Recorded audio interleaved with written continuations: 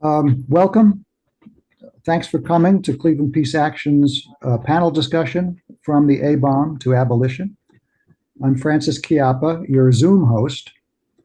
We welcome you on Zoom, but also in person at Pilgrim Congregational Church.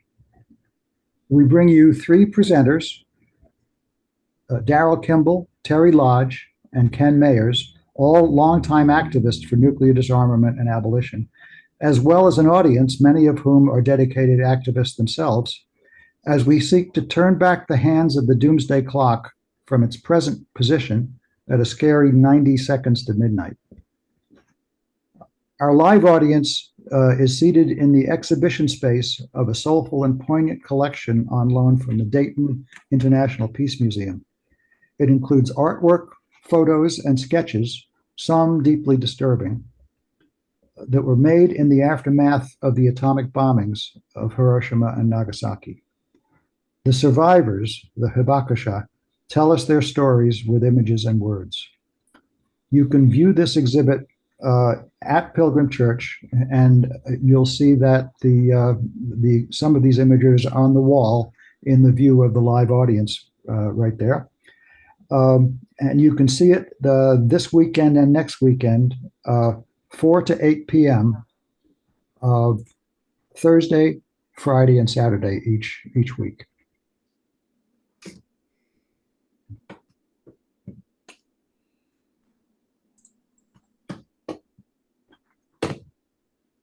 Okay. Next up is a land welcome, which will be read by William Clarence Marshall, as you will see here at Pilgrim Congregational Church.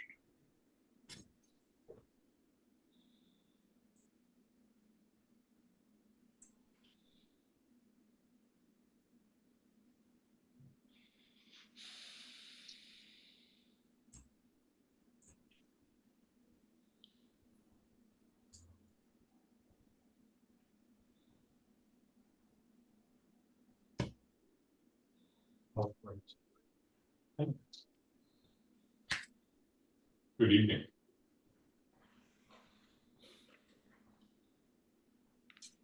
This is not a land acknowledgement. An acknowledgement often states that we should remember the indigenous inhabitants of a place as if they are no longer in existence, no longer living in resistance to colonization and empire, no longer in reciprocal relationship with the land and all its inhabitants, two-legged, four-legged, rooted, and otherwise. No longer teaching that we are all not meant to be apart from nature, but that we are each a part of nature. This is not an acknowledgement. In the traditions of the indigenous peoples of Turtle Island and Agyayala, we offer instead a welcome. Welcome to the Great Lakes Cuyahoga River watershed. Indigenous peoples are not ancient history, but are still here, still existing, resisting, and protecting our most sacred relations, including the stewardship of Mother Earth, also known as Pachamama, Madre Tierra, Abyayala, Turtle Island.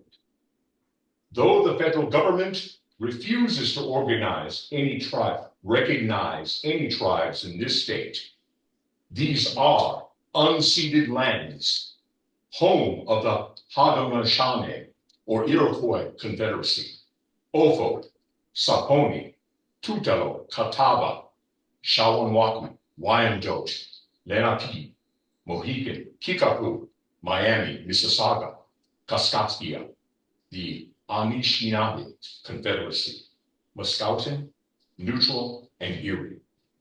Hundreds of tribes and over 100,000 natives call Ohio home. Though they could not be here with us today, C. Stonebreaker Martinez sends us the following statement. I send these words as a descendant of Embera peoples from what is currently known as Colombia. I recognize as someone displaced from my indigenous homeland through violence. violence, which is owned by the purveyors of white supremacy, capitalism, patriarchy, imperialism, colonialism, the doctrine of discovery, and ultimately war. That I am a guest on this land and these territories. As such, I commit to acting accordingly and to following my humanist practices of loving neighbor, practicing liberation, and seeking a preferential option for the poor and oppressed. It is my humble intention that our sacred communities repent from the harm which has been done in our name and atone for that which we are complicit through acknowledgement, repair, reparations, and a guarantee of consensual offerings through mutual stewardship. Please join us in a committed action. Amen, and Aseh. I'd like to thank the Inter-Religious Task Force. Thank you. Thank you.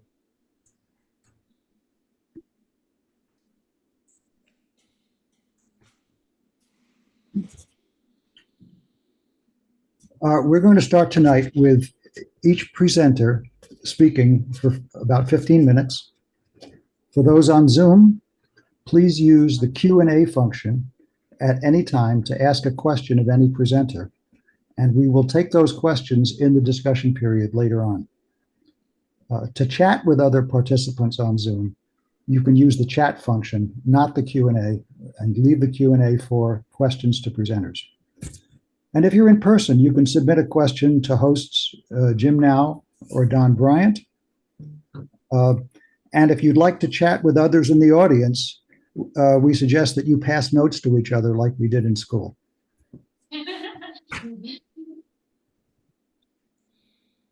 Now, I'd first like to introduce Daryl Kimball.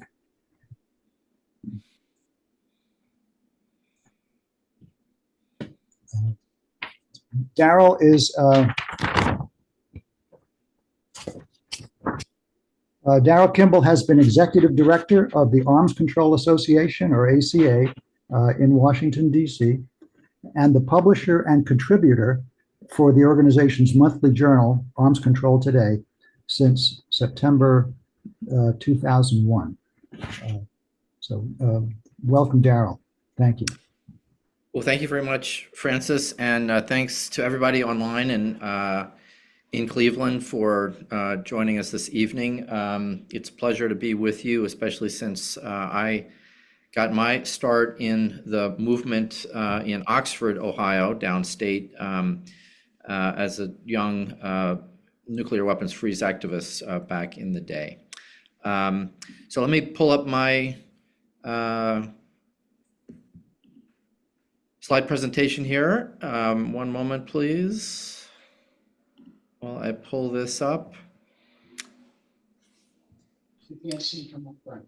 So I'm going to be speaking a bit about how we must and can and shall move back from the nuclear brink and get back on the path to nuclear weapons abolition. And we're meeting here, of course, just a few days after the 79th anniversary of the bombings of Hiroshima and Nagasaki by the United States with nuclear weapons.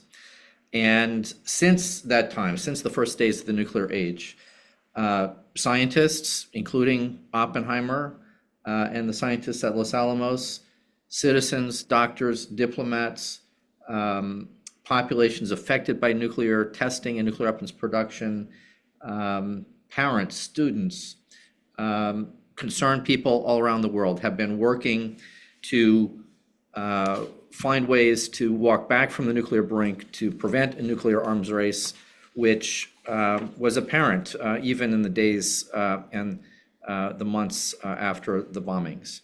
And we have, through citizen action through the years, moved leaders in the United States and other countries to engage in diplomacy, to reach nuclear arms control agreements, to reduce the nuclear risk, to slash nuclear arsenals, end nuclear testing, halt the spread of nuclear weapons. But of course, the threat of nuclear weapons and nuclear weapons themselves have not disappeared. This is an image from the June 1982 rally for jobs, peace, and justice, and to freeze the nuclear arms race in New York City. That was the pinnacle of the nuclear freeze movement that did change the course of Cold War and nuclear arms race history.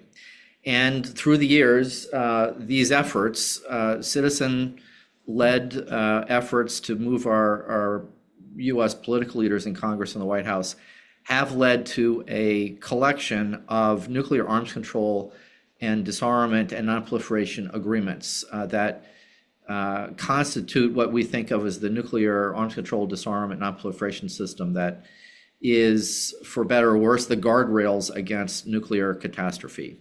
And as you can see, it has been years in the making. There are a number of key elements here that have been important, but have not got us across the finish line. And if you look at the bottom, just in the last decade or so, there has been a drop-off in the number of agreements that have been reached to advance progress on reducing U.S.-Russian nuclear arsenals, the world's largest, and bringing other nuclear armed states into the nuclear disarmament enterprise. The last agreement between the United States and Russia was in 2010, the New Strategic Arms Reduction Treaty. I'll talk about that a little bit more later. And of course, the 2017 Treaty on the Prohibition of Nuclear Weapons, which is not a disarmament treaty, but it is a prohibition treaty that has been important to reinforcing the norms and taboos that this entire system has been created to establish against nuclear weapons use, threats of use, nuclear buildups, nuclear testing, and proliferation.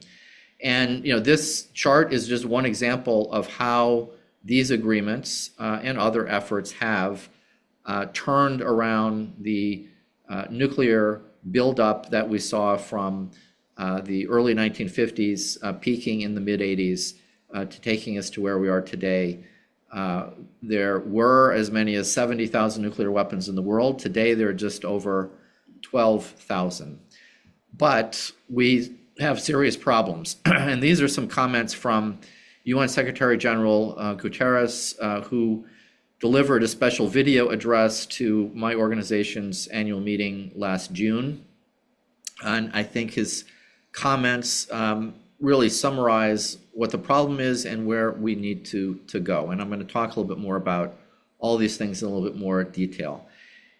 He warned that humanity is on a knife's edge. The risk of nuclear weapons being used has reached heights not seen since the Cold War.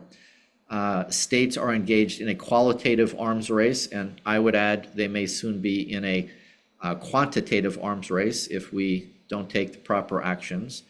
Technologies, he said, like artificial intelligence, are multiplying the danger. Nuclear blackmail, of course, this is a reference to Vladimir Putin's recent nuclear threats, have reemerged with some recklessly threatening nuclear catastrophe. Meanwhile, the regime designed to prevent the use, testing, and proliferation of nuclear weapons is weakening. We need nuclear disarmament now. He was referring to the breakdown of and the risks to those agreements that I had just listed a couple slides ago.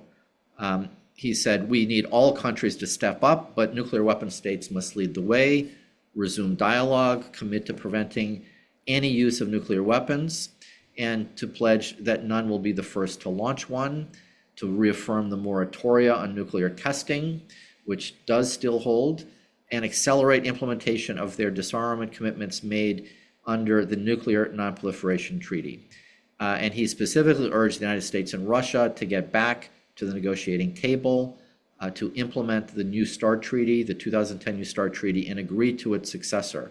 And I would add that New START is going to expire in just over 700 days in February of 2026. So as Guterres mentioned, that list of agreements that constitute the guardrails against nuclear catastrophe, some of these have been overtaken by events. They no longer are in effect. Some, the ones that are marked in red, would still be in effect, except for the fact that they have been violated or the US and Russia have withdrawn from them. Those that are marked in yellow, including the Comprehensive Nuclear Test Ban Treaty from 1996, is under threat. Russia, for instance, just withdrew its ratification from that treaty last year. The United States has not yet ratified it. Donald Trump's former national security advisor threatened that in an article in Foreign Affairs 2 months ago that if Trump is elected, he would advise that nuclear testing be resumed for the first time since 1992. And of course, the 2010 New Strategic Arms Reduction Treaty will expire in February of 2026. So, here are some other realities that we're facing today that are behind the high degree of nuclear risk that we're facing today. As I said, there are 12,000 nuclear weapons still today, 9 nuclear armed states. Nuclear armed states agree, at least on paper, that a nuclear war cannot be won and must never be fought. Yet we live in a world in which those states have military and foreign policies that threaten the use of nuclear weapons to deter aggression, not just nuclear aggression, but any form of aggression. So these nuclear deterrence strategies create what I would say are unacceptable and unsustainable risks. When and if nuclear deterrence fails, and someday it will fail catastrophically. And the risk of nuclear weapons today is in part higher because we have hotspots and conflicts in key places, including in Ukraine, where nuclear armed states could come into direct conflict. And once nuclear weapons are used in a conflict involving nuclear armed adversaries, there is no guarantee that it would not quickly become an all-out nuclear conflagration. Just like years and decades ago, the United States and Russia each still deploy many more nuclear weapons that can be delivered on long-range missiles and bombers than is by any measure necessary. The US and Russia each today have more than 1,500 warheads on such systems, and most of them can be fired within minutes of a presidential launch order, and these weapons would arrive at their targets within about 30 minutes of launch. And I would just note that, of course, in the US system and the Russian system, the president has the sole authority to order a launch. No one else is checking their authority. No one else has a veto. Congress is not consulted, and not to mention the rest of us. And so many of you are very, very much aware of this, but in my work over the years, I've found that it's important to remind ourselves what nuclear war entails. And just a couple of years ago, there was a Princeton Program in Science and Global Security simulation that you can find online. It's called Plan A. And it describes what would happen if US or Russian leaders used nuclear weapons in a conflict in Europe. And of course, this simulation was done before the Russian invasion of Ukraine in 2022. After an initial volley of tactical nuclear weapons, the simulation shows how it could and would quickly escalate and involve a massive exchange of thousands of long-range US and Russian weapons. And under this scenario that they put together, about 91 million people would die in the first few hours. Millions more would die from radiation exposure in the following days. Health and economic systems would collapse. There would be global climatic effects. It would not be good. So fast forward to where we are today and what we can begin to do to walk back from the brink. As we all know, tensions between the US and Russia and the US and China are growing. As I mentioned before, these three countries have, over the last 10 to 15 years, dithered and delayed on nuclear disarmament diplomacy. And so the last remaining treaty we have is New START, which will expire very soon. And there are no talks underway right now between the US and Russia to replace this treaty. At the same time, of course, China, which has historically had a nuclear arsenal much smaller than that of the United States and Russia, is expanding its arsenal. Today, it's estimated by independent researchers who we work with that the Chinese have approximately 500 nuclear weapons in total. But to point of comparison, the United States and Russia have closer to 4,000 total. And the Chinese have about 300 of that 500 are on long-range ballistic missiles. And that's compared to the US and Russia, which have around 15 to 1600 of that type of warhead. So without new constraints on US and Russian arsenals after New START expires, it's theoretically possible that each country could roughly double the number of deployed long-range warheads within about 2 to 3 years. That means that they would go from about 1,500, could go to 3,000 or 3,500. They could do that not by building more missiles, but by doing something called uploading more nuclear warheads on the existing land-based and sea-based missiles that are out there. That's the worst case scenario, and that's what we need to try to avoid. But one problem is that the US nuclear weapons establishment is pushing for a US nuclear buildup in response to what Russia's behavior and China's nuclear buildup. And that's despite the fact that the US is already spending billions, tens of billions of dollars a year. Right now, it's about $70 billion a year to recapitalize, to modernize the existing nuclear weapons systems, the warheads, the missiles, the bombers. But there are people in the nuclear weapons establishment who want the United States to increase the number and spend even more money. And there was last fall a congressional commission that put forward a number of different proposals outlined here for building up the number of nuclear warheads that are deployed, building up the number of missiles that the United States has, developing more types of tactical nuclear weapons, putting B-52 bombers on strip alert, which means they're ready to fly with nuclear weapons more or less at any time. So these ideas are starting to seep into congressional proposals, into congressional legislation, and there are even more outlandish ideas that are being put forward by some right-wing think tanks. The Heritage Foundation just released a report that has a number of even more extreme ideas than are listed here. And some of those, of course, are in the infamous Project 2025 plan that the Heritage Foundation put together. So one of the things we're doing here at the Arms Control Association and working with other organizations nationally and locally and internationally is to argue against this concept that the United States needs more nuclear weapons. And basically what we're arguing is that this is unnecessary. The United States already has far more nuclear weapons than anybody could possibly believe is necessary to deter an enemy nuclear attack. Just the submarine force can deliver an extremely devastating strike against any country that might try to launch nuclear weapons against the United States.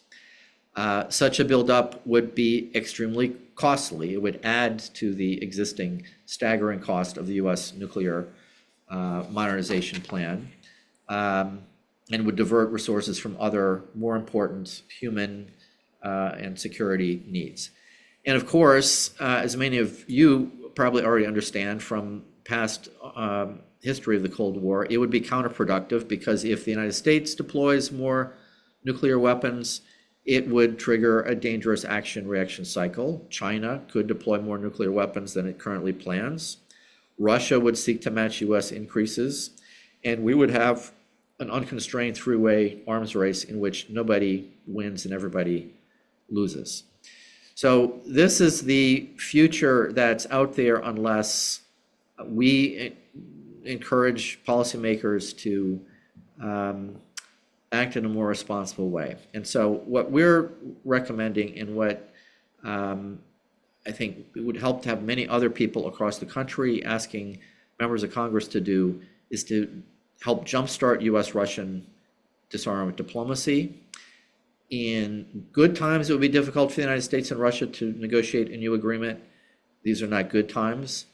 So at a minimum, the two sides could, we think, agree simply not to exceed the New START limits until a more formal nuclear arms control framework is reached. The Biden administration has proposed to Russia that we discuss such a framework. So far, Russia has said niet, but I think it is clear that Russia does not want an unconstrained arms race either, and they might be open to such an informal agreement not to exceed the current limits. We need to engage China and other nuclear armed states in risk reduction. We need to try to find ways to reduce the role of nuclear weapons in U.S. policy, such as adopting no first use policies. And we need to guard against threats to the taboos against nuclear use, threats of use, and nuclear testing. And of course, we've got other problems relating to North Korea and Iran that need to be solved through much more effective and creative US-led diplomacy. So, as I said at the beginning, citizen action has been critical to every major breakthrough in reducing the nuclear threat, preventing proliferation, and moving back from the brink. So, as we're thinking about this, it's a very difficult time.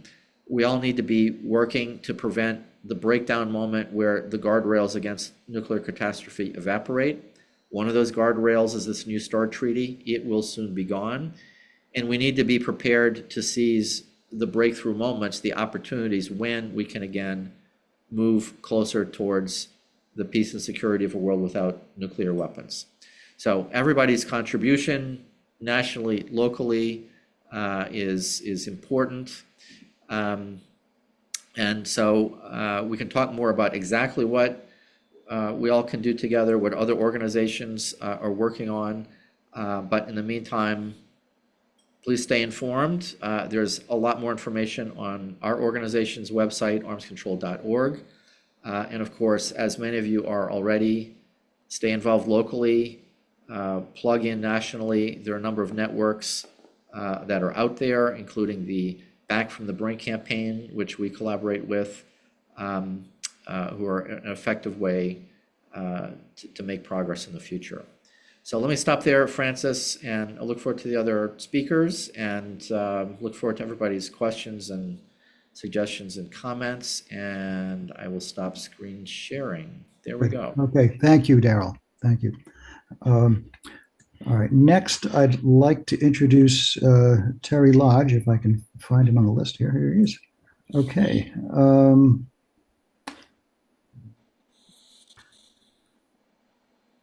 Okay.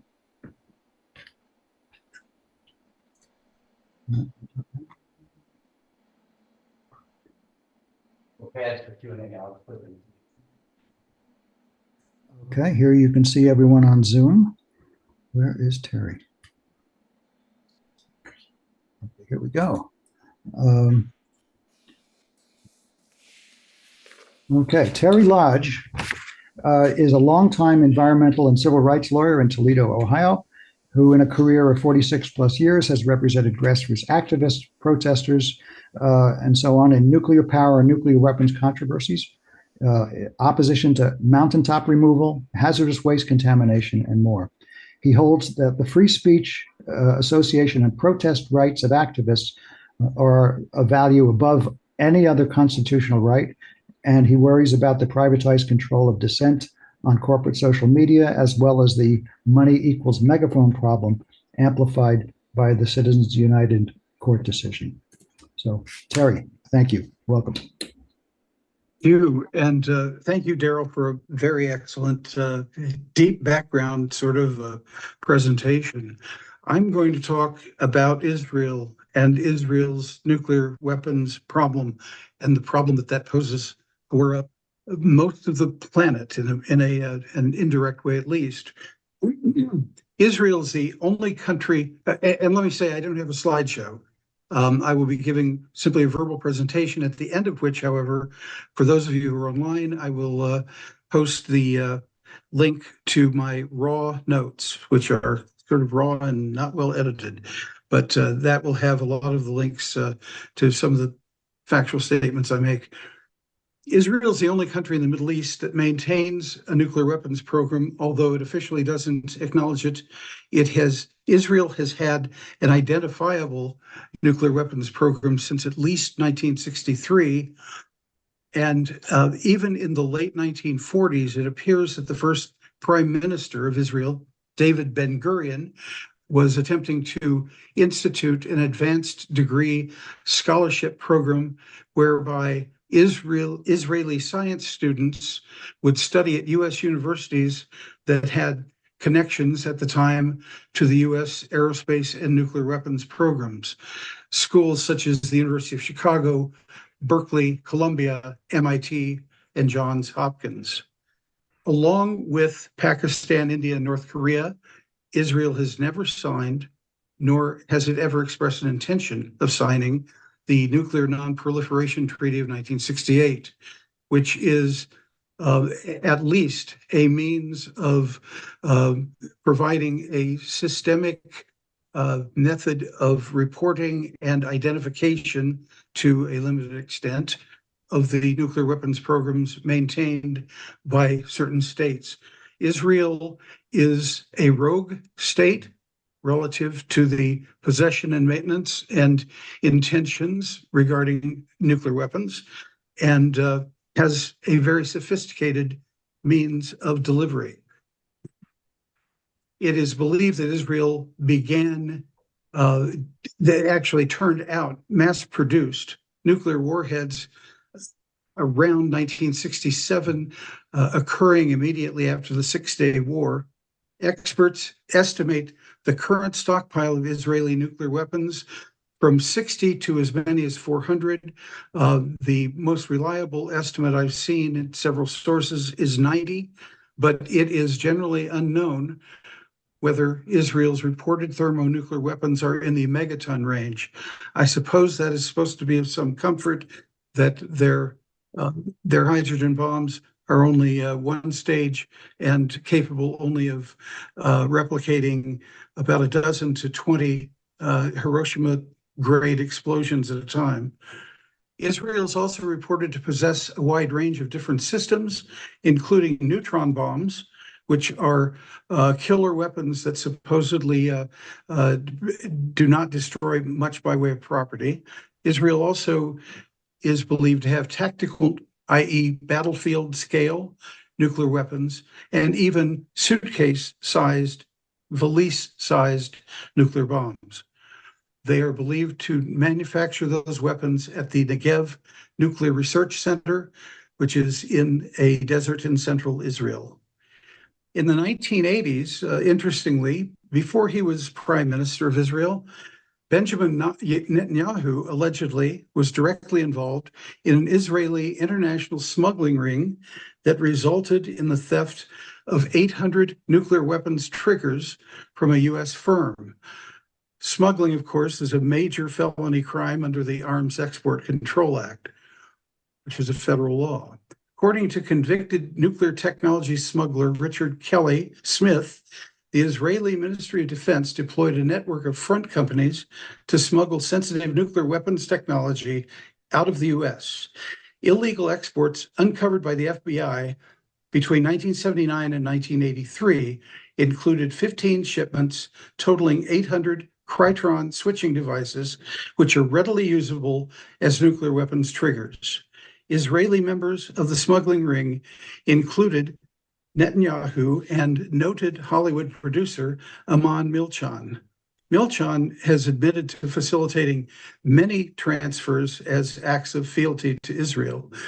During this same period of time, approximately 1981 to 84, Netanyahu was an attaché to the mission at the Israel embassy in Washington. He was he worked under Moshe Aarons, who was ambassador to the U.S., position he held during that contemporaneously. Netanyahu, who had served honorably in the Israeli Defense Force and had been wounded and had been a commando, a special forces type of soldier, was called up for the 1982 invasion of Lebanon, but resigned from the service and remained in the U.S., serving as a spokesperson for Israel in the wake of harsh international criticism of the invasion. He presented Israel's case to the media during the war and established a highly efficient public relations system. I'm going to talk in some detail about the current nuclear weapons inventory and arsenal of the nation of Israel. Israel has approximately 400 high-tech jets that would be F-16 Falcons, F-15 Eagles. These are American-made, as well as F-35A Lightnings. About 30 of Israel's nuclear weapons are believed to be air deliverable. That is to say, bombs that can be dropped as gravity bombs from jet planes. You have to have a high-speed jet plane for delivery of nuclear weapons because you have to get out of Dodge real fast once you have dropped one because of the enormous force. So Israel there's just this week announced a $20 billion package that will include to Israel of arms that will include 50 F-15 Eagle jets, which have been updated over the decades such that the F-15 Eagle is now believed to be the fastest jet plane on the planet, capable of Mach 2, which is, I think, about 1,900 miles an hour. With an upgrade, all of these jets can be modified to carry nuclear weapons. The F-35s, in fact, are engineered in such a way that they would conceal nuclear weapons from visibility. Israel also has land-based missiles, and they are believed to have at least 100 Jericho 1s and Jericho 2s. Those respectively have about a 350-mile range and about 1,000-mile range. Also, the Jericho 3, which was entered service in 2011, has a 4,000-mile range and has a payload capability of about 2,500 pounds. So it would easily accommodate one or more nuclear warheads. It's believed that at least 50 Israeli nuclear weapons can be deployed with land-based missiles. 4,000 miles, folks, gets you into Central Europe. It gets you to Moscow. It would allow Israel to deliver nuclear bombs to Pakistan, which is a sort of a quiet, marginal enemy of Israel. Sea-based cruise missiles and submarines are also a new development within the Israeli force. Israel has at least 5 and possibly 6 Dolphin 1 and 2 class submarines. The Dolphin 1s are capable of launching short-range 300-mile cruise missiles via a torpedo. The Dolphin 2s have vertical tubes and are capable of launching cruise missiles from underwater directly. Again, this is an enormous capability no other country in the Middle East has, and it is very scary.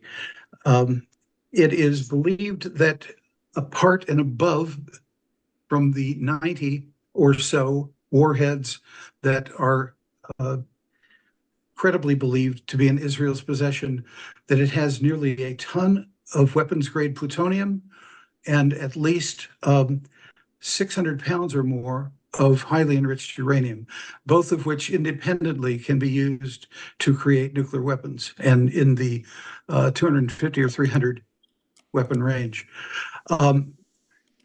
This is a frightening time because Israel is saber-rattling.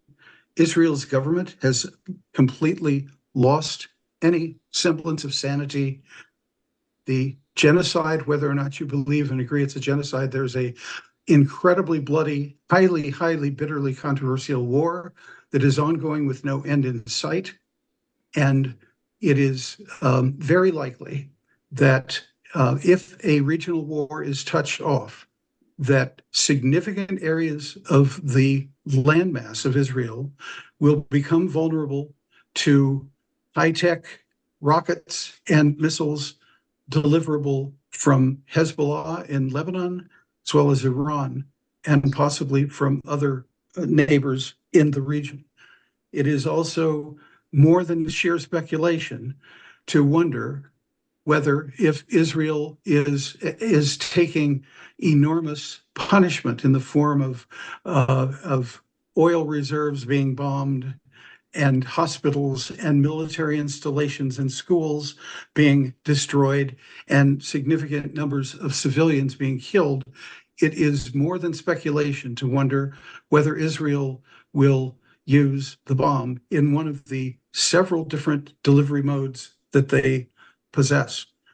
I kind of leave it at that. I'm very concerned personally and have been monitoring the situation as best as I can from mainstream and foreign news sources, and would welcome any questions.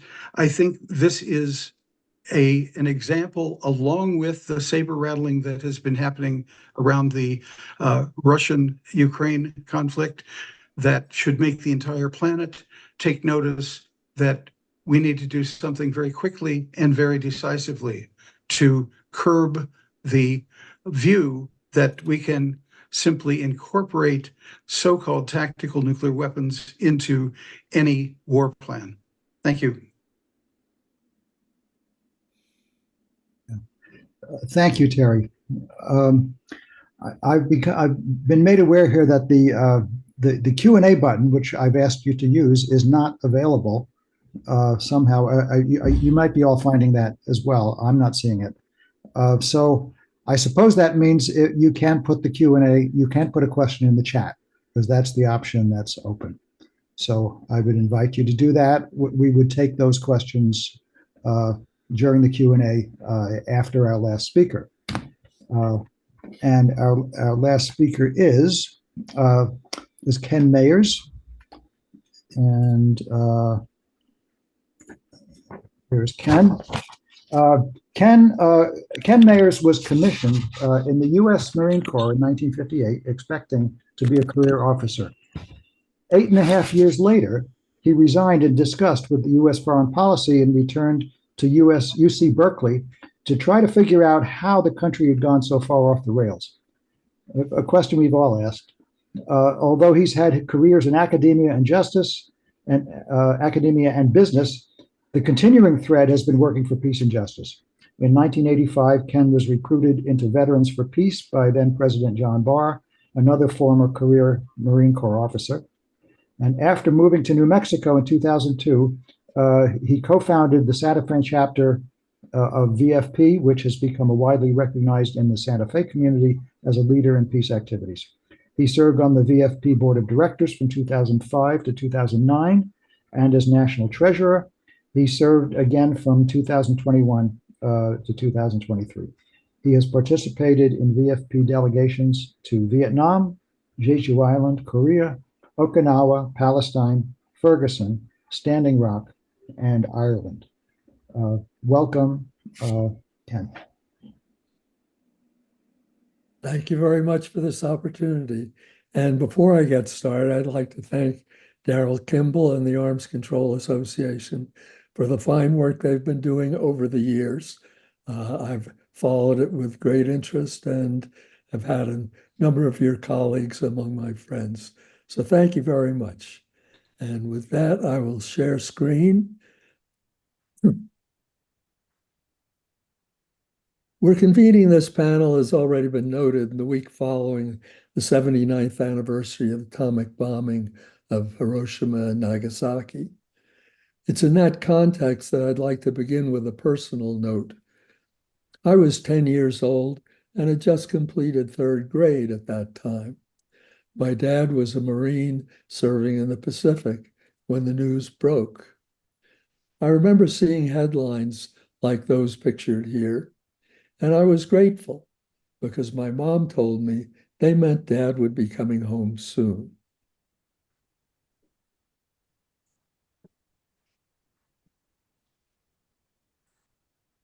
We were told, I think most Americans were grateful, because we were told that this was going to end the war quickly, and we were told that it was necessary to end the war quickly. Yet, contrary to conventional public opinion today, many of the military leaders of the time, including 6 out of 7 5-star officers, criticized the use of the atomic bomb.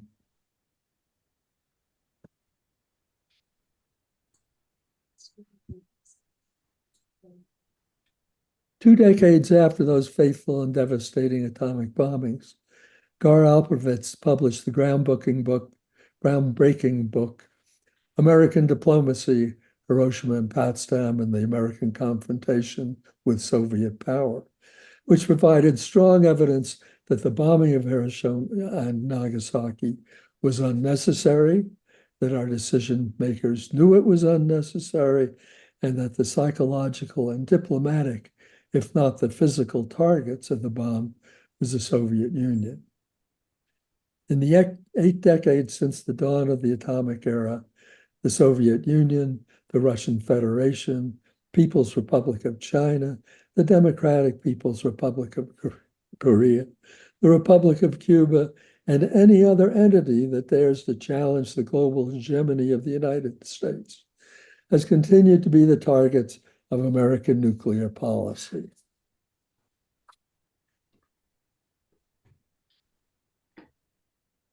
Since the Clinton administration issued the first nuclear posture review 30 years ago, each succeeding administration has summarized its plans for maintaining nuclear superiority in such a document. Each of those documents have had their own flavor and distinctive emphases, but they all have in common a posture that leans towards war. In anticipation of Biden's nuclear posture review in January of 2022, Veterans for Peace published its own nuclear posture review. And that, of course, was just a month before Russia's invasion of the Ukraine.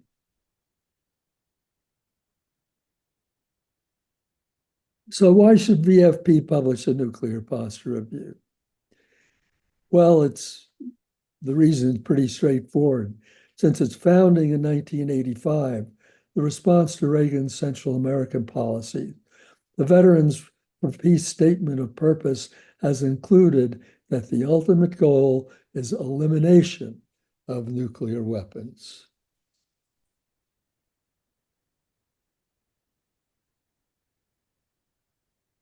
And the need for a different nuclear posture is clearly needed more now than ever. As Daryl has mentioned, the war in Ukraine, genocide in Gaza have increased the dangers we face. In addition, their planned deployment of U.S. hypersonic missiles in Germany, recently announced, greatly increases the incentive for Russia to escalate their countermeasures. We have Tomahawk-capable Aegis Ashore missile systems in Poland and Romania as a result of having pulled out of the anti-ballistic missile system. And we're about to spend $2 trillion over the next 3 decades on modernization efforts of all aspects of our nuclear warfighting capability. Making all of this much more dangerous is the increased talk of use of limited tactical nuclear weapons in conventional warfighting. So the Veterans for Peace found a need for a different kind of NPR. What we've done in the document is a survey of nuclear posture vis-a-vis the nuclear posture of other nuclear capable states, and then have come up with 16 recommendations for adjusting America's nuclear posture in a direction that would lean towards peace.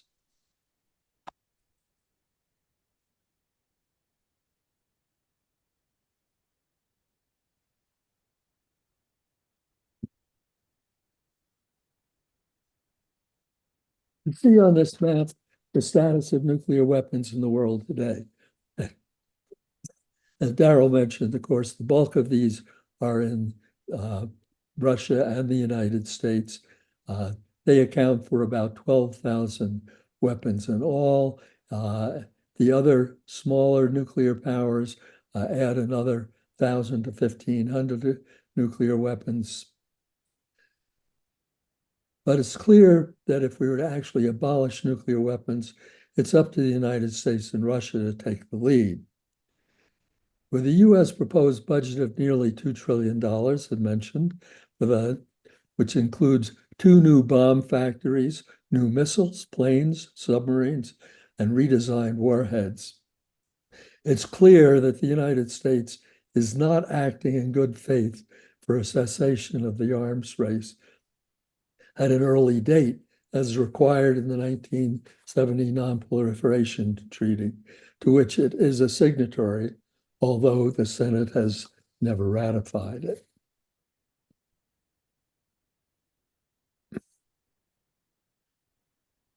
Excuse me. As shown in this map, the Northern Hemisphere is pretty well covered by 2 nuclear umbrellas, one deployed by the United States over NATO and other allies, while the Russian Federation primarily shelters members of its Collective Security Treaty Organization. Also on the map, Asian nuclear powers, China, India, and Pakistan, hold their own much smaller umbrellas, and a tiny black mark on the map identifies Israel as a nuclear nation in spite of its refusals to admit it. And of course, as Terry has outlined for us quite vividly, the fact that it's a small dot on the map does not make it any less dangerous. The umbrella metaphor, of course, is intended to suggest that the countries under it are protected by deterrence. But such protection depends on the umbrella never leaking. Its adherents argue that it works, citing the fact that no nuclear weapons have been detonated over a target in war since 1945. This is a little like the man in New York tearing up the New York Times into little strips of paper and throwing them out of the Fifth Avenue bus window. When asked why he's doing it, he replies, "It keeps the wild elephants from charging." His questioner says, "Why, there's not a wild elephant within 4,000 miles of here." "Yes," the paper shredder says, "damned effective, isn't it?" But in fact, there have been several leaks in the umbrella. Only a skeptical Russian political officer kept a Soviet sub-commander from firing his nukes during the Cuban Missile Crisis of 1962.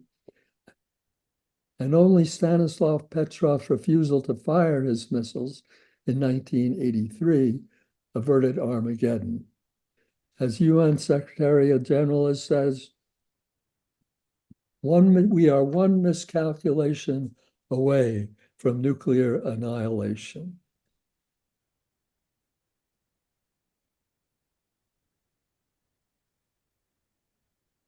The U.S. maintains nuclear weapons at bases in 5 nuclear states: Germany, Belgium, the Netherlands, Italy, and Turkey. These countries all oppose the establishment of the new treaty on the prohibition of nuclear weapons. Given that Turkey and the U.S. are not as friendly as they have been in the past, and that Turkey is currently at great odds with Israel, one must wonder if it's wise to station nuclear weapons there or anywhere else. Having nuclear weapons in your country makes you a target, less safe, so it would be better for the host countries to insist the U.S. remove its nuclear weapons. In fact, in recent elections, German Social Democratic Party and Green Party platforms proposed the removal of U.S. nuclear weapons from German soil.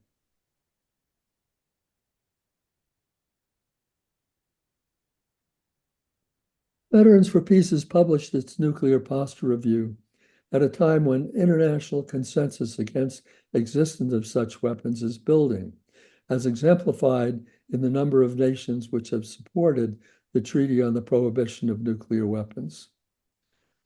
The treaty was passed by UN General Assembly on July 7th, 2017, with 122 members in favor and 1 opposed. The U.S. attacked the whole process and organized a boycott of the vote. The treaty has since been signed by 93 nations and ratified by 70. It entered into force on January 22nd, 2021. So it is now part of the body of international law.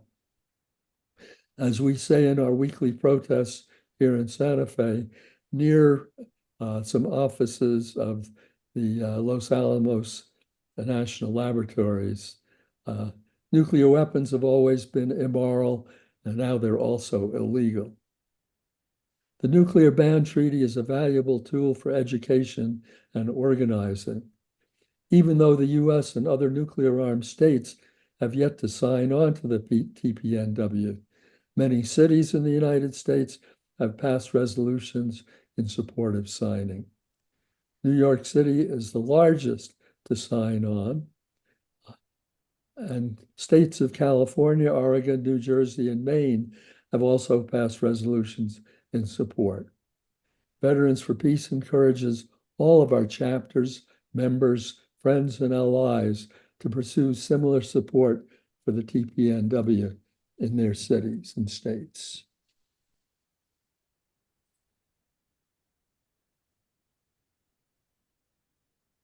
So the VFP Posture Review culminates in a set of 16 policies that would lean towards nuclear abolition and enhanced global security. We've organized the 16 into 3 groups. The first group, shown here, and the others will appear in successive slides.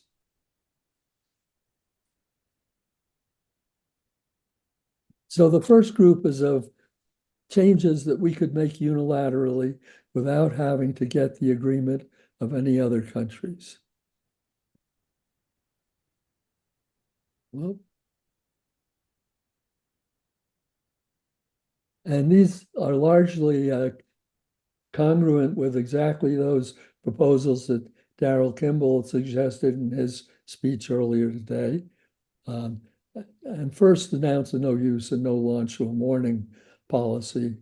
And that goes hand in hand with the one move that in his final days, Daniel Ellsberg urged, and that was the decommissioning of ICBM weapons and silos. Since these are well known, they're vulnerable targets that can only be used as a first strike weapon. So if we were to decommission and the weapons and silos, that would really prove or at least provide strong evidence that we were serious about a no first use policy. You also have to look at replacing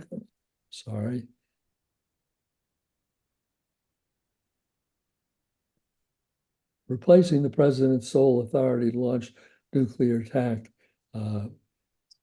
because we can't always be confident that the president will exercise good judgment without at least consultation with others.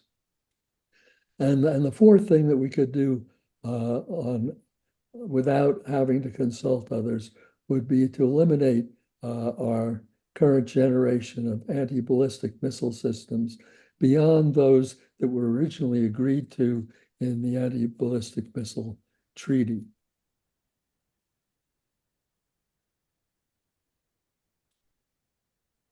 The second set are a set of steps that involve negotiation for nuclear disarmament. And the one that is sort of an ultimate step, although not immediately ultimate step, would be to sign and ratify the UN Treaty on the Prohibition of Nuclear Weapons. That treaty provides for a timely resolution of details among the nuclear weapon states to make the treaty fully effective. But as Daryl also suggested, actively initiate and pursue negotiation to promote the stability and prepare the ground for major reductions in nuclear arms.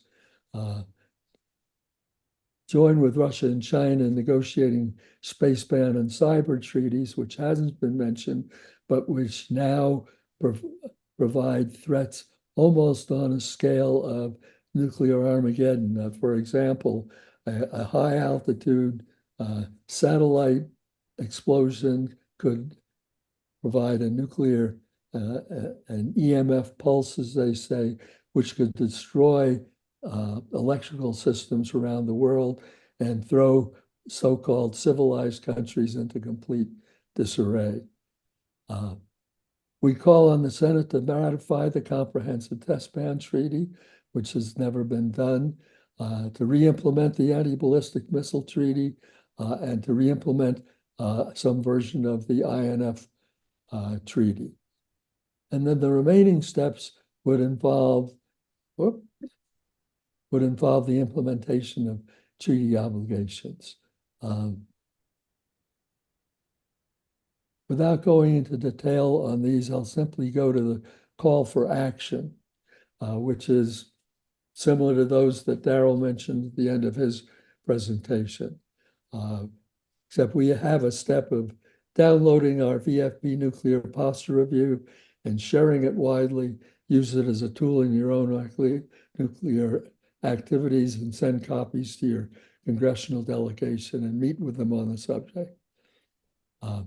Ask your members of Congregation to sponsor the Nuclear Weapons Abolition and Conversion Bill.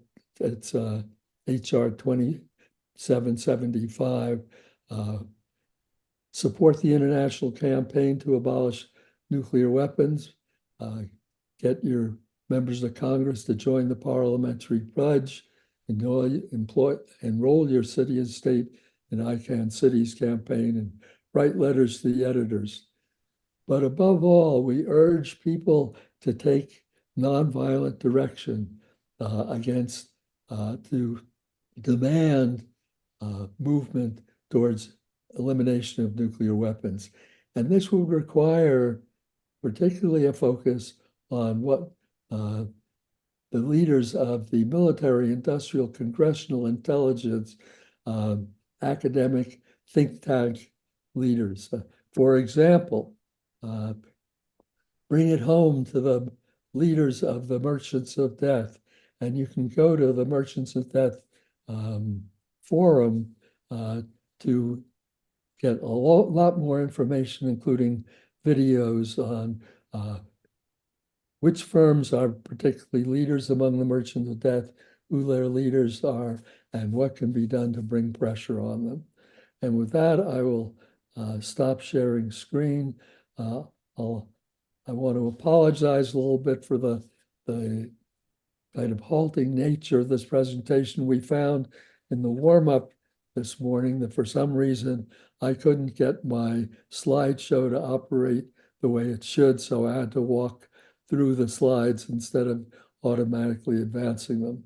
But I hope that hasn't been too much of a distraction, and I'll participate in any of the question and answer session that comes forward. Thank you very much. Thank you very much, Ken. Okay, so we're gonna begin the question and answer period here, and let's see. I want you to see who's in the room. So the room is now spotlighted. Many faces I recognize there. And so you're viewing this exhibit. I want to remind you again, if you're local to Cleveland, come down to Pilgrim Church. Tonight's too late, but tomorrow night or Saturday, 4 to 8 p.m. tomorrow and Saturday, and then next Thursday, Friday, or Saturday, and come and see this very moving testimony from the Hibakusha and others on, we've heard the presenters speak about the horrors of nuclear war, but this shows it in a different and much more emotional way, and we need all of the motivation we could get to bring this madness to a close. So the chat is open on Zoom. You can submit your questions, and some are submitted. And I think in person we're gonna take questions as well. And I think we're gonna do that kind of one in person, one on Zoom. So Don, if there's a question, and Jim, if there's a question from the audience, let's take that now. You don't necessarily have to write it down. That was just for your benefit, and you can voice it because we'll give you the microphone. Raise your hand if you have a question or a comment.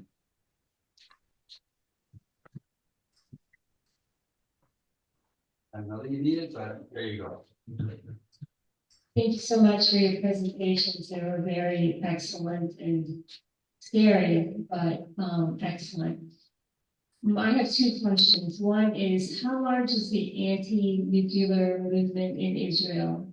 And if Israel were to use a tactical nuclear weapon, how far away does it have to be before it has an immediate impact to Israel? I'm just thinking that all those countries are relatively close. I can't really see how Israel would use a nuclear weapon and not endanger its own population.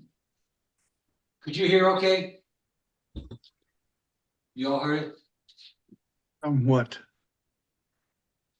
I can rephrase it. Oh, let's see. How large is the anti-nuclear movement? How large is the anti-nuclear movement in Israel? And also, Maria was asking about the distance. Would Israel experience blowback, sort of, or repercussions from launching? I mean, the radiation, how can they use a nuclear weapon? They would be engaging as well. Okay. Well, I can offer a couple thoughts about each question. Good. The anti-nuclear movement in Israel has a lot of difficulty because the government of Israel does not acknowledge its possession of nuclear weapons. It is illegal for newspapers, for members of the Knesset, officials to even talk about it. So there has been no real public dialogue in Israel about the fact that it possesses nuclear weapons. Nevertheless, there are people who do, mainly in the think tank community, talk about Israel's broader relationship with other states in the region. I would say at the moment, I mean, if anyone's familiar with the situation in Israel today, I mean, there is a substantial anti-war, pro-ceasefire movement in Israel. That is the predominant issue at the moment. When it comes to the potential use of nuclear weapons by Israel, as Terry described, I mean, Israel has a variety of different types of nuclear weapons. What the particular effects are in any given scenario, it's difficult to summarize, in one particular way. I would just note that there is no threat that Israel faces internally, externally, that would in any way justify the use of nuclear weapons. I think that, yes, as Terry said, there's a possibility that in desperation, if the state of Israel is under threat from some other country, that's a possibility. But that is not the problem that Israel faces today. I mean, it's facing an internal threat that's caused by the failure to resolve bring justice to the Palestinians after all these years. Iran does not have the bomb. No other Arab state has the bomb. The use of nuclear weapons by Israel would bring about more suffering, political and economic, than it could achieve militarily in any way.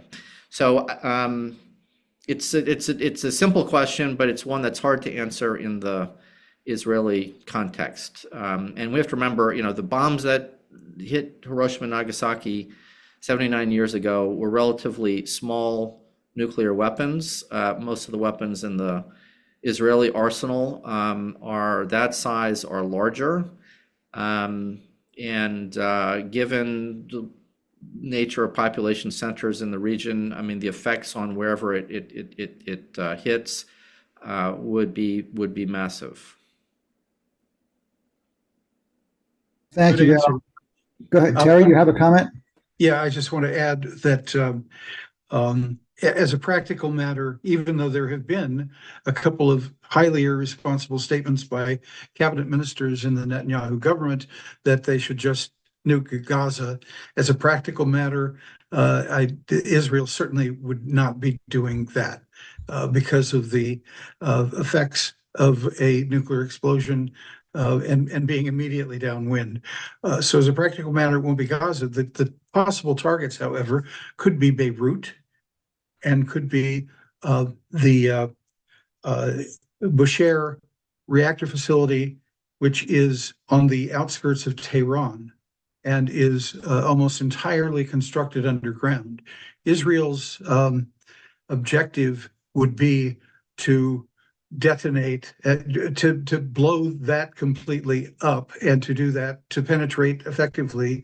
They believe that they would have to use nuclear weapon or one or more nuclear weapons to do that.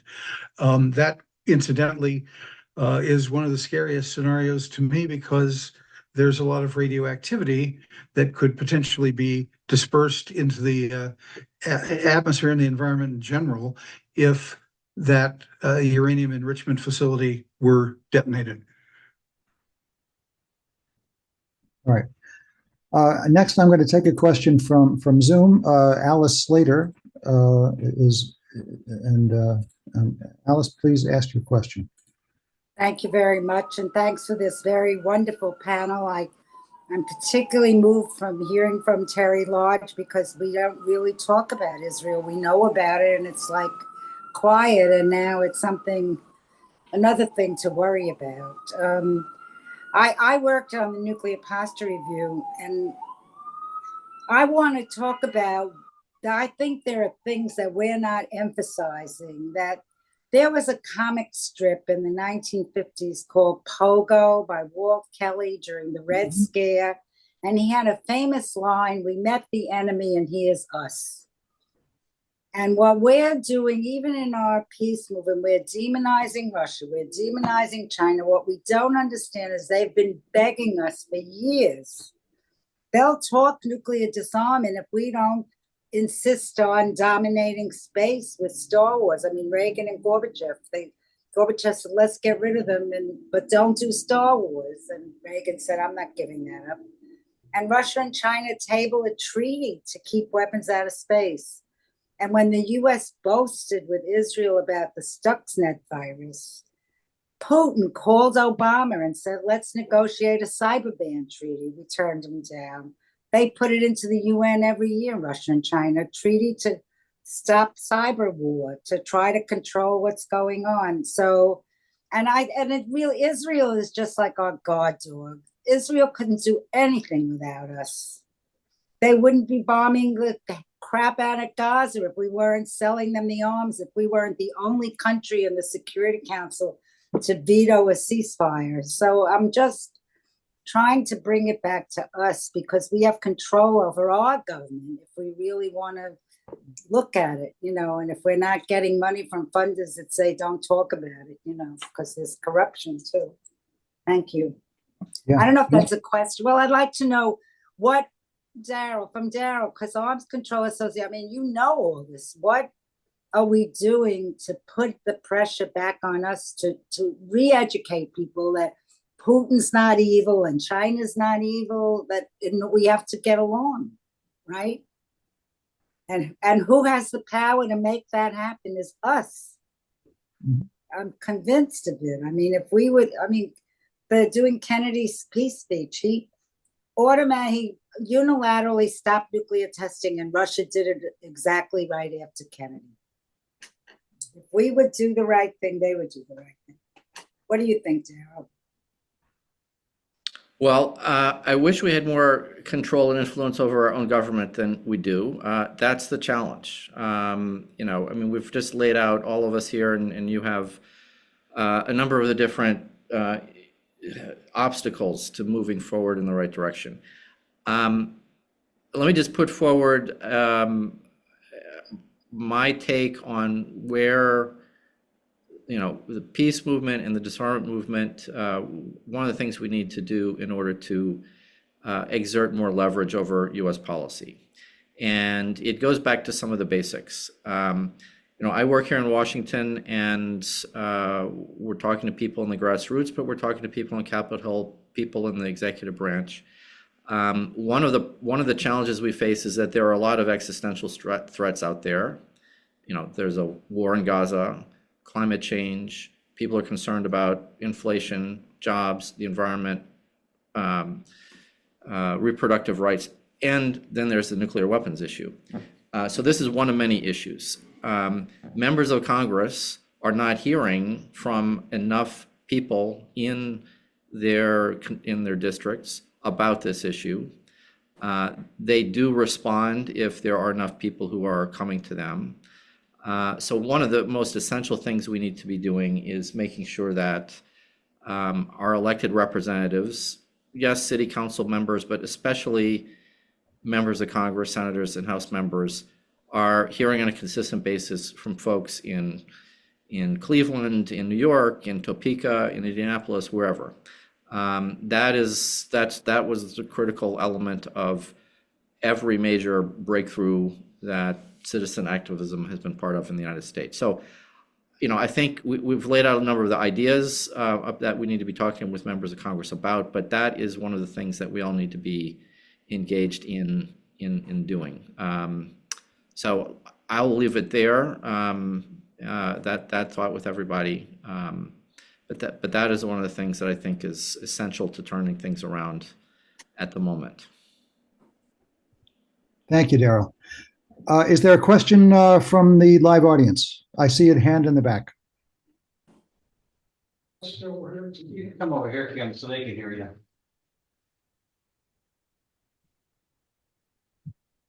Yes, I'm going to suggest that we change how we present ourselves. It's our message. It's hard to hear. Hold a little away from your mouth a little bit. We get some feedback there. Better? Could you move further away from the speaker, Ken? Go back here a little bit. Please. Better?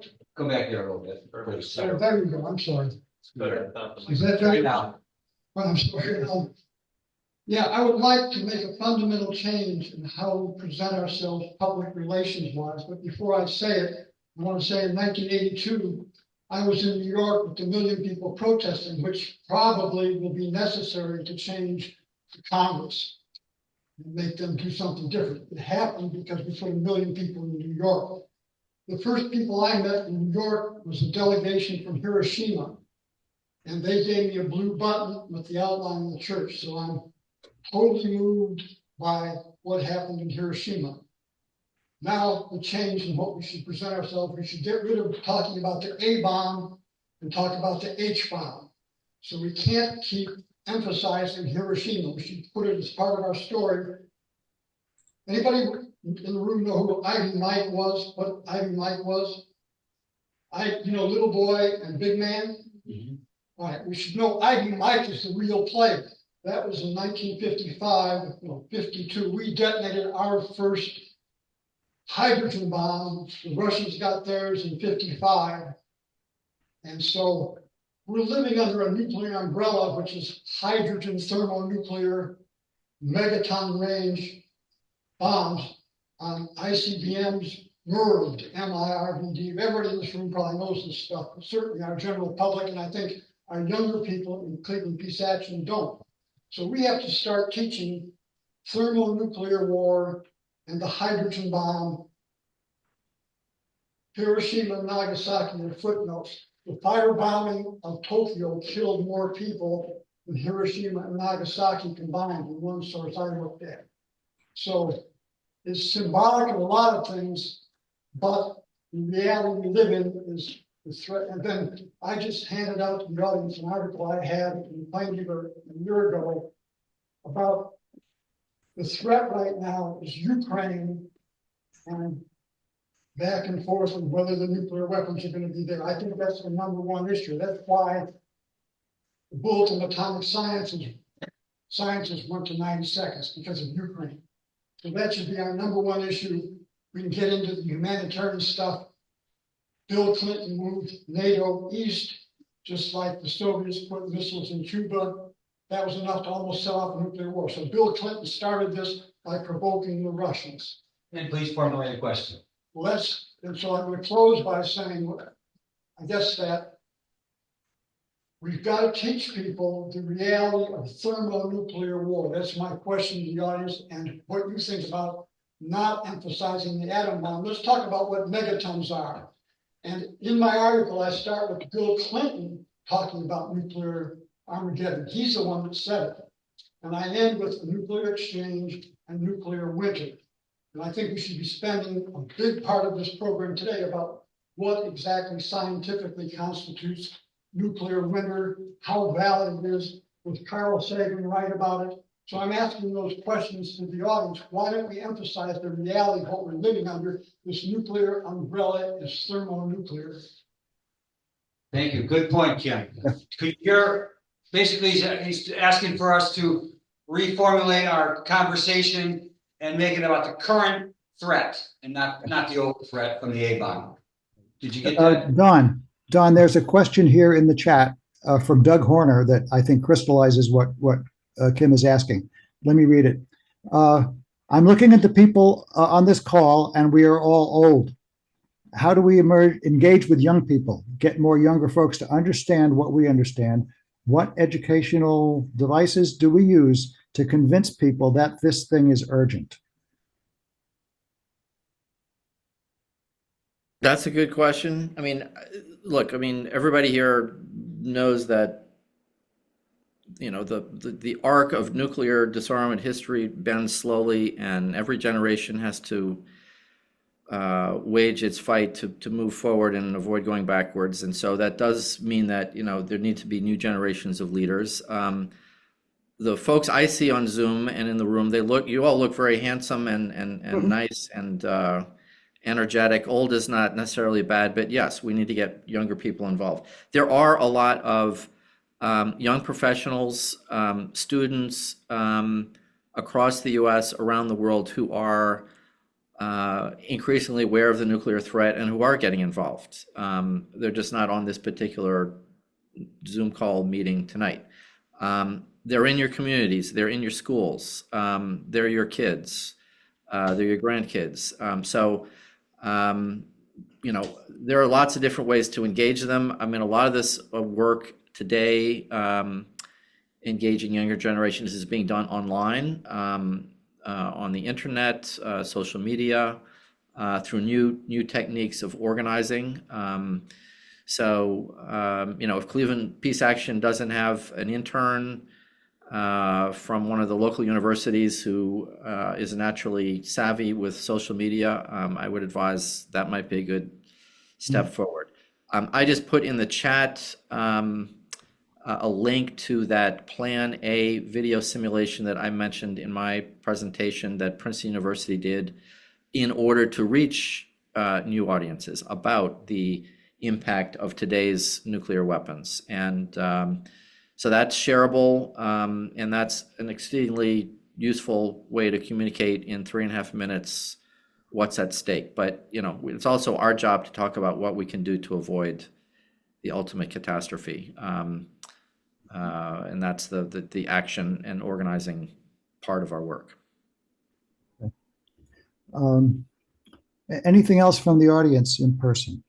I just want to hear what you like about whether we want to change from A-bomb to H-bomb in terms of our teaching to young people who don't know this stuff. We knew it in the 80s. We don't know it now. In the 90s, we don't know it now. I would respectfully just disagree that that's a problem.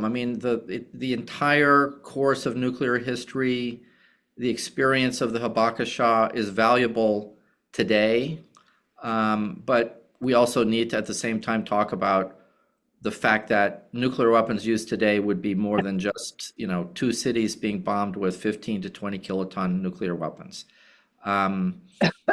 Next door to me is one of our research assistants. Her name is Shizuka Karamitsu. She's Japanese. She's very engaged in these issues. She came to the United States because she wants to learn more about nuclear disarmament organizing. She went to high school in Hiroshima. She grew up in Hiroshima. So she is trying to translate her experience for people of her generation in their 20s. I mean, it's possible and it's important. So I think, we need to do all of the above, and it's not an either or. The Habakasha are extremely valuable as witnesses of actual nuclear weapons use in war, and no one else has that firsthand knowledge. And preserving their stories and their memories is going to be useful for generations beyond. But we also need to be talking about how the threat of nuclear war is increasing, how it's evolving, the scenarios today, the consequences today, which are much greater in their potential impact than anything we saw on August 6th and 9th, 1945. I just have one question, if you don't mind. We recently saw a negotiation to release prisoners on both sides, all sides, and negotiate with Russia to achieve that. So if we can do that, we could talk about nuclear weapons with them too, I would think. Any thoughts on that? Yeah, completely agree. One of the worst failings of the United States for the last 55 or 60 years is the refusal to try negotiation, particularly the last quarter century. It's amazing, simply amazing. I would also just like to add to what Daryl pointed out a few minutes ago, that there is also the further we get from 1945, obviously you have military generations as well as civilian generations that do not have the same kind of visceral feel that our generation was left with by our parents about the bomb and about the Cuban Missile Crisis. And there is a creeping, a very troublesome theme that I'm picking up on, that somehow tactical nuclear weapons, i.e. stuff that is considered to be theater or battlefield grade, are somehow not as bad, not as dangerous, not as threatening. There needs to be a lot of discussion of the spiraling out of control phenomenon that I think a contemporary nuclear war would look like. Particularly when you think about NATO and Russia, and how somebody wants to starts with incinerating a city of 20 or 30,000, and thus begins the very rapid escalation such that the whole planet could be done in an afternoon.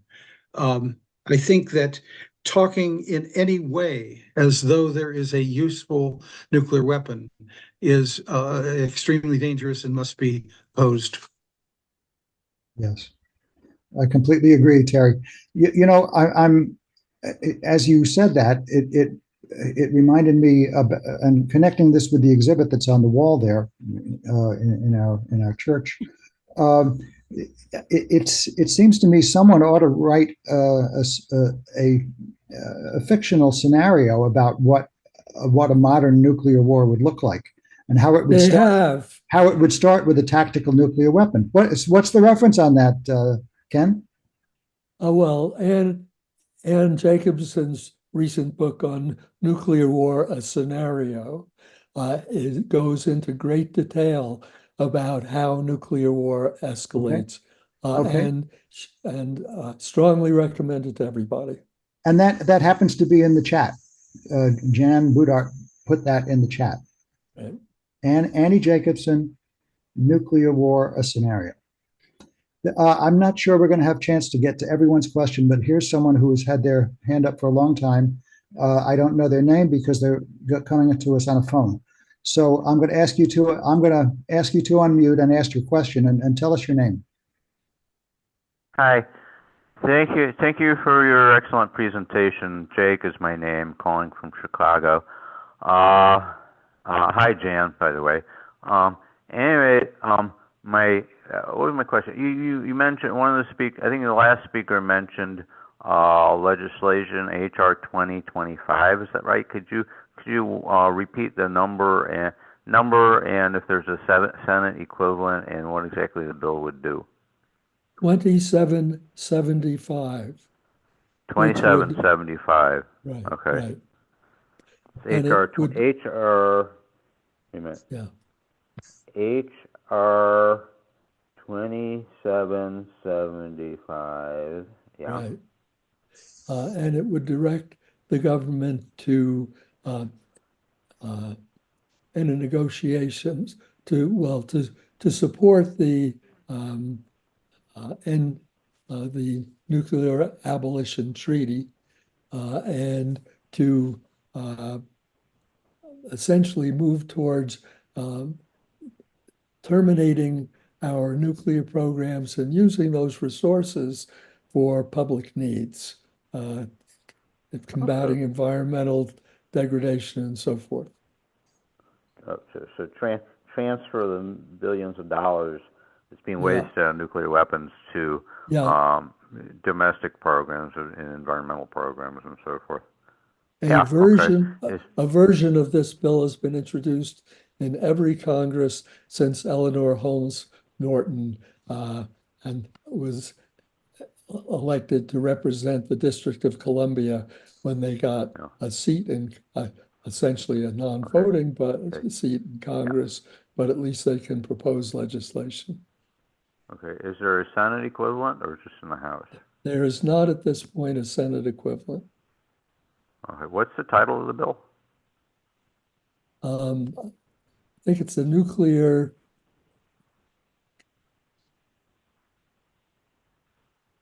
I'd have to go back to my slides to find it, but it's essentially a nuclear conversion bill.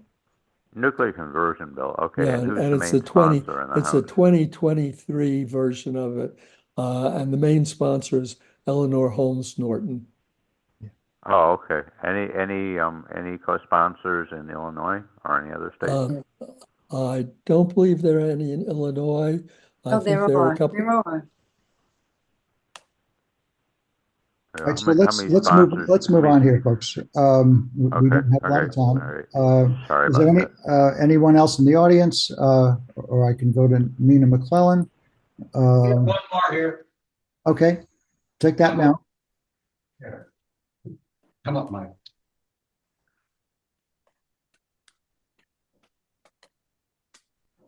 Question is, nuclear power is now being touted as a solution to climate change. And I'm wondering if any of you see any danger in that with respect to its possible impact on the proliferation of nuclear weapons. Enormous danger. For one thing, the United States, particularly in the recent passage of the Advance Act, the United States is now tilting in the direction of globalizing nuclear power plant sales, construction and sales, and the various types of small modular reactors that are under consideration. There are about 10 or 11 different designs being considered. A number of them actually would call for reprocessing or separation of the transuranics in the spent fuel. Reprocessing is something that has been banned at the presidential level off and on since the mid-1970s because of the proliferation aspects. The fact that plutonium might be separated out and become an item for illegal black market trafficking, smuggling. The next generation nuclear reactors are an invitation. In fact, Saudi Arabia is in the process of completing, I believe, the second of two small, supposedly research reactors, but the United Arab Emirates has completed two small modular reactors and is doing startup testing. These are they, of course, have to sign the non-proliferation treaty, but Saudis are balking. Other countries will be balking. As I say, Israel, Pakistan, India, and North Korea all exemplify countries that essentially have never signed and have no present intention of signing on to the treaty. So there's plenty of bad examples out in the neighborhood. Okay, so it's interesting here that we still have 22 people on the Zoom call, which is basically the same number that we've had throughout the presentation.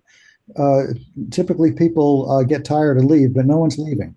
So let me take at least one more question here, and then give each of our presenters, and maybe two, because there are two hands up on Zoom, and then give each presenter a minute or two for some closing comments, and then we could wrap it up. Okay, Nina, go for it.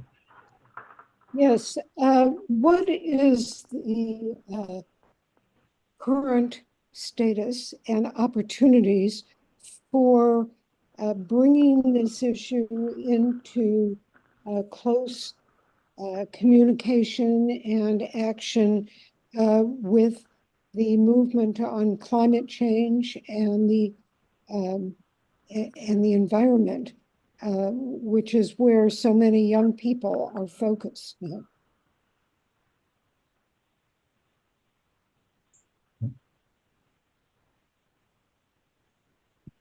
The problem is that climate change solution is supposedly nuclear power.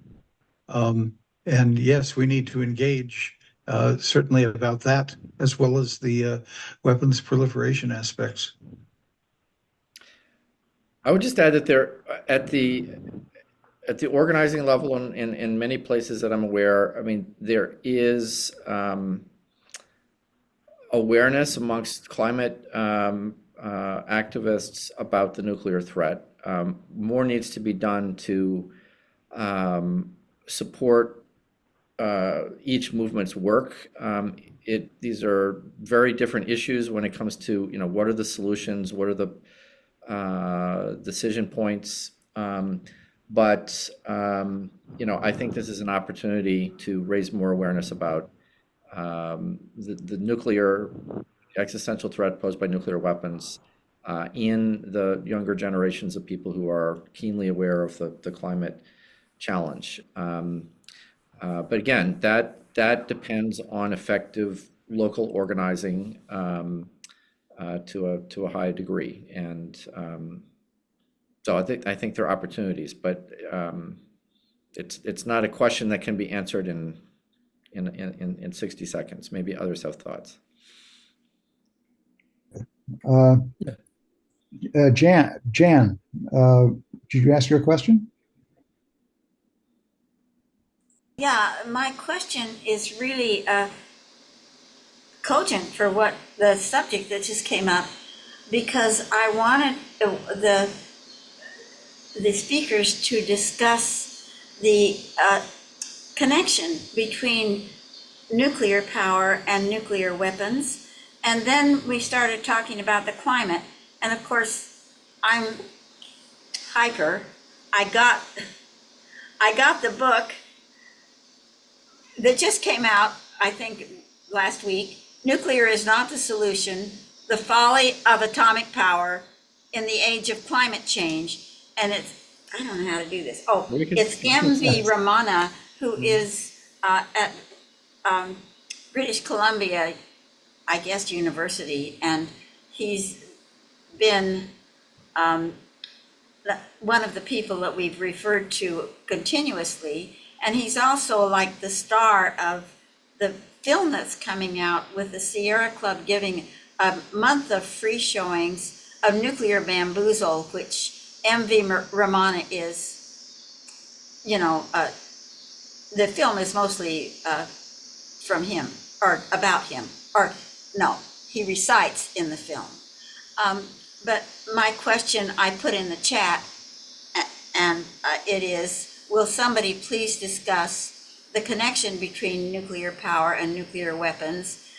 And I wonder if you mind if I just quote Emmanuel Macron saying, without nuclear power, there are no nuclear weapons. And I would like somebody on the panel to discuss this.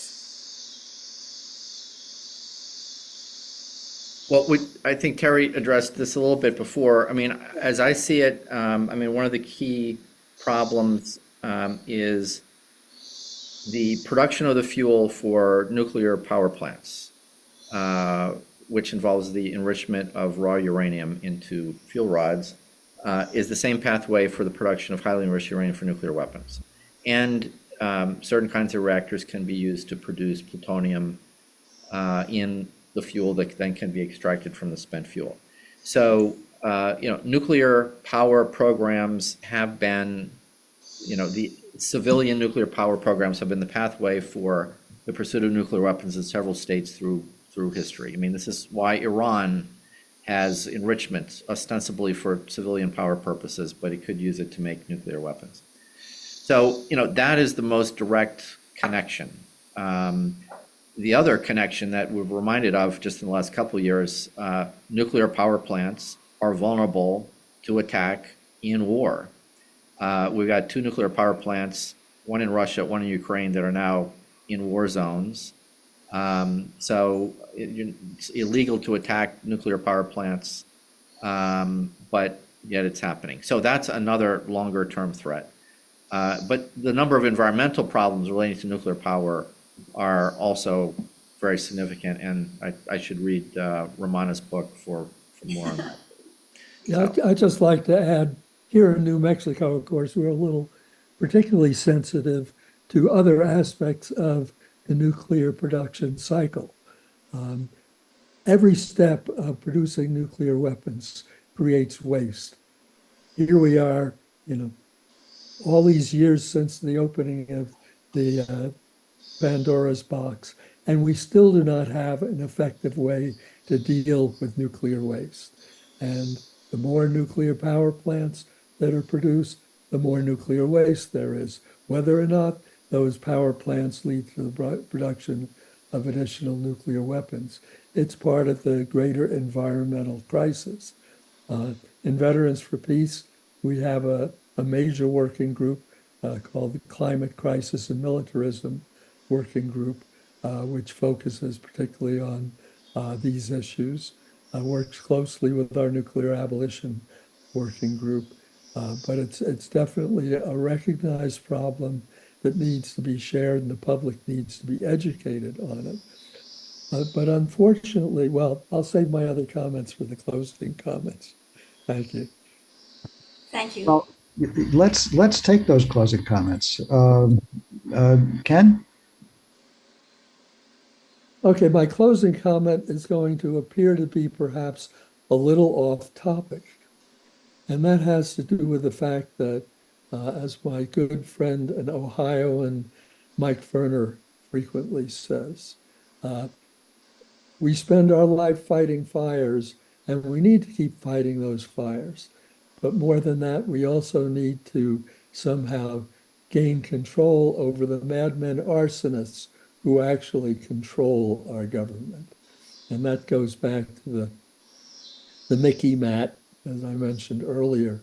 And so I urge all peace and justice NGOs to while they're working on the fires, also spend some time working on the solution beyond those fires, and that is bringing the power back to the people.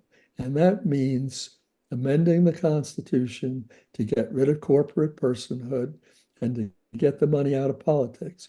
So I urge Ohio Peace Action and every other NGO that I have a chance to talk to, in addition to doing the work you're doing, also sign on to Move to Amend. And let's get that amendment going. There are over 1 million people who have signed on to Move to Amend, but we need a couple of 100 million. So please go to Movement to Amend on your Google and get involved. Thank you very much. Terry? 2 observations. I agree with my my newfound friend in New Mexico, and would point out that the military-industrial complex is profiting enormously from the the wars that are going on, and the one that is that Congress is trying to kindle in China or with China. And I further would offer that we have to rip the matches out of the hands of those madmen arsonists. And remember, as I just told my friend Doug Horner, it's only been 8 months since the Bulletin of the Atomic Scientists revised or published their annual statement of the state of nuclear weapons in the world in the form of their January setting of the the doomsday clock. Notably, the bulletin barely mentioned Israel as a problem, even a weapons holder, which is very troubling to me.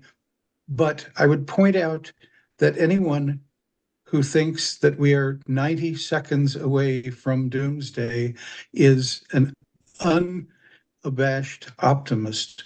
I think that we are very, very close in two extremely hot and unpredictable war scenarios, and we're going to have to double down, stop that, rip those matches away, and then go after the larger problems, the chronic profitability of war.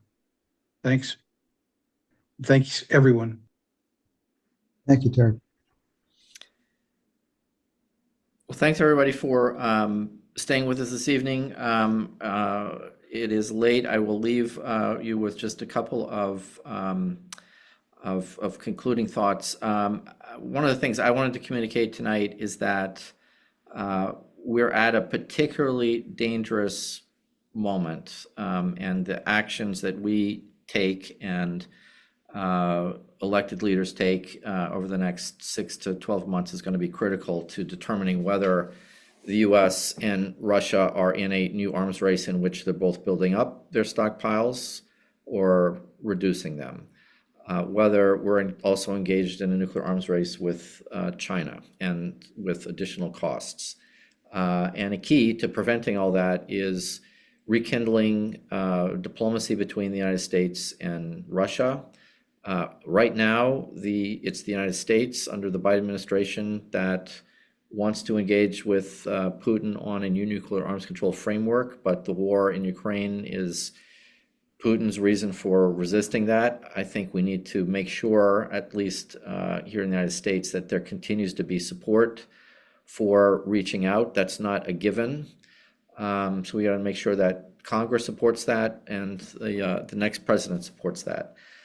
And we also need to be mobilizing to resist the calls from the nuclear weapons establishment and members of Congress who believe that more nuclear weapons are the answer, not to launch a buildup, an expensive buildup of the U.S. nuclear force, which would reverse 30 years of success of the nuclear disarmament and peace movement that you all have been a part of. So it's a critical time. Stay involved and don't mourn, organize, just like the old bumper sticker from the 1980s said. And thanks and good night to everybody. Thanks, Francis, for the invitation. Thank you thank you all for coming. Presenters, audience, we have a lot of work to do. And next year is the 80th anniversary, I believe, and we're going to have to, we should organize the hell out of that one. Yeah. But don't wait. Organize now. Okay. Good night.